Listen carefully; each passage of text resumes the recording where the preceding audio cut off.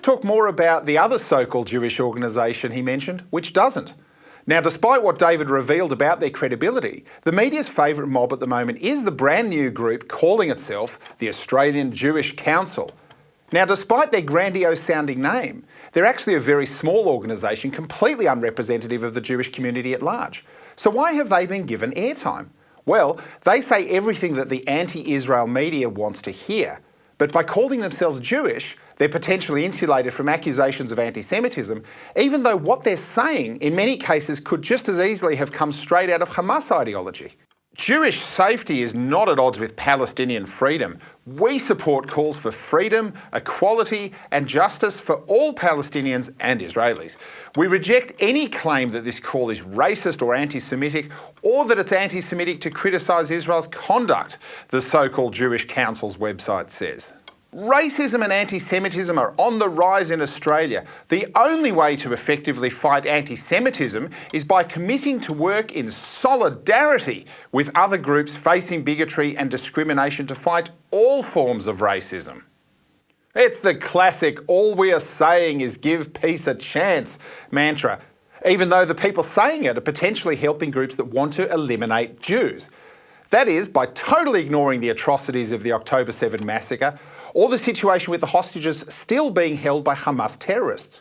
They never mention that, but my gosh, the self-styled Jewish Council of Australia is getting some media hits at the moment. They're regularly on ABC radio and TV, in the left-leaning newspapers. Not a surprise, but surprisingly, with a mostly unchallenged interview on Sydney's usually conservative radio station, 2GB. This was 2GB nighttime host John Stanley. I have said repeatedly here that it's not anti-Semitic to criticise the actions of the Netanyahu government. And we have got a situation where it seems that what people are saying is being policed. Let's go to Sarah Schwartz now. She's from the Jewish Council of Australia. There's a number of different organisations in Australia that represent Jewish people in this country. This is a relatively new one, and they have what you might call a more liberal view of this situation. Probably a lot of it aligns with what I've just been saying, but Sarah Schwartz can tell us more. She's on the line. She's a lawyer, and she's their executive officer and spokesperson. Sarah Schwartz, good evening to you.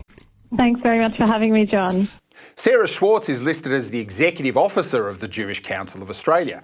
In her real job, she's a lawyer for the Aboriginal Legal Service and a regular around universities and in publications like The Guardian. So then comes the setup question to Ms. Schwartz.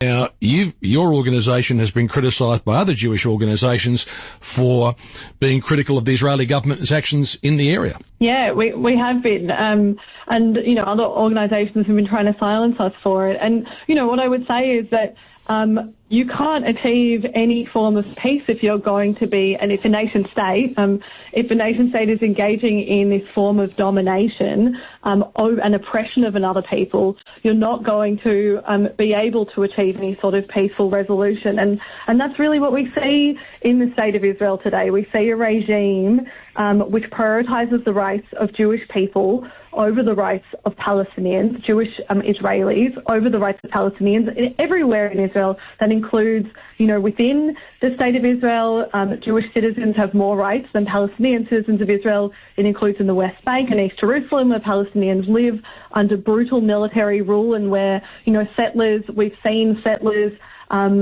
armed by the state, engaging in lynch mobs against Palestinians, and of course what we're seeing in Gaza, this relentless bombardment of civilians in Gaza.